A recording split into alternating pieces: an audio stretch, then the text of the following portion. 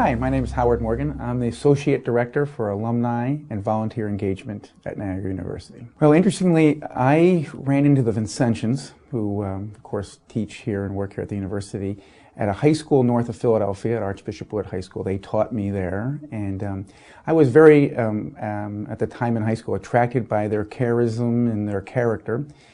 And I ended up actually coming here in their college seminary, actually, to explore a possible vocation in religious life. After I graduated from here with a degree in history and a minor in philosophy and religion, because we had to do that for the seminary, I ended up going to Philadelphia for a year and spent a year in novitiate, again contemplating my vocation, and ended up staying and finishing that year out, and took vows and stayed as a brother in the Vincentian community until 1991. A variety, yes. As much as we lived off campus, most people would remember us coming every morning in the God Squad. It was a van that we drove in from downtown.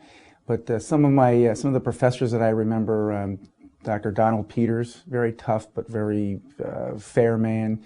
Dr. Carpenter, also in history. I think Dr. Hipsch in religion they were a couple of my quick favorite professors. Some other memories I would think would be just the events on campus. I mean, some of the concerts and stuff that we had in the upper level Gallagher, or the concerts out on the lawn in the tent in the middle of campus. Of course, walking to the falls, hanging out with friends, both on campus and off campus, and some of the memories there are some of the places like Dante's and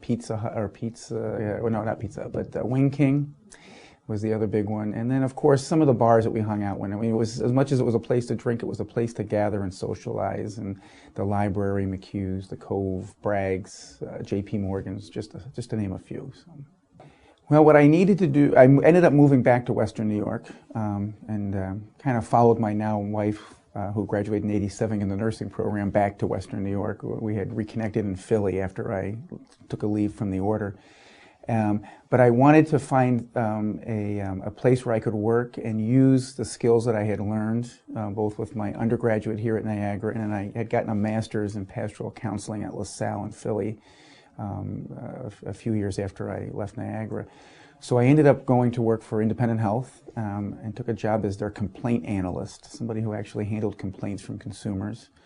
Soon after that, I was able to change that role from complaint analyst to complaint advocate to running a whole department for member and provider complaints, really just being an advocate for everybody. And it was great. I had a great time there. I was there almost 10 years before we had some layoffs in the industry. So I came back in 2002 after doing a lot of odd jobs in between my layoff time from Independent Health and coming back.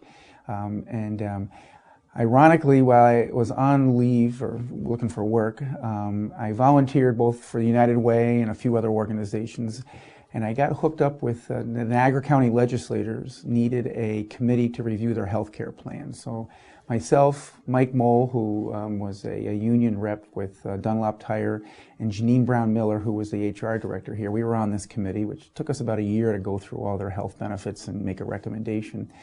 And so during that time period, the job posting for the Director of Advancement Services came out here shortly after the last campaign ended at Niagara. So she saw the job description and she's like, I guess she said, Howard, this would be good for you. So she recommended me to the vice president at the time, and I came in and interviewed, and it ended up being a good fit. So yeah.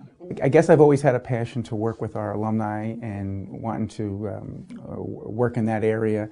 Shortly after I started working here in 2002, a classmate of mine and dear friend, Scott Stewart, was hired as the alumni director, and he really started to blaze the trail for where Niagara was going with alumni relations. And he left, and we hired somebody else in the position. I was kind of interested in it at the time, but things just weren't at the right spot in place. And so when this position opened up after our reorganization here back last fall, it was a great opportunity for me to say, okay, the time is right for me to move into this with a great team of other people. So, and you know, it's just been wonderful. I mean, in the last 6 months already, between the events and the people I've met, the stories I've heard, the volunteers that we've gotten to reach out to not only our current alumni, but to students and prospective students. It's just it's wonderful to see the generosity and the giving nature of our alumni. The sky's the limit, I've been told. Now, the budget's not the limit, but the sky's the limit. And I think every day in our office, our team comes up with new, innovative, unique ideas to do things. Whether it's simply doing something on our website or internet or Facebook, or figuring out new events and new ways to engage our alumni and our volunteers. And it's like, that's what excites me, is being able to go out and do new things with new alums who haven't been re-engaged with Niagara, hear their stories and see how they get so excited about Niagara from the past, but Niagara from the present and where we're going. So, I think relationships and I think the bonds that I made here with a lot of friends, not only from my class year of 1986, but classes a little bit before me, a little bit after me, through the activities and things that we did on and off campus, and those bonds and how we communicated and became very close, to the relationships I had with the professors and the staff and the administration here too. Being a close, small school, you really built those relationships and those bonds, and I think that's really what has helped me. My parents would tell you, I came here as a very shy, introverted person as a freshman, and you would not know that, I think, to know me now. I'm very extroverted, very outgoing, and I think those are the qualities that I learned here at Niagara and that have done me well throughout my careers.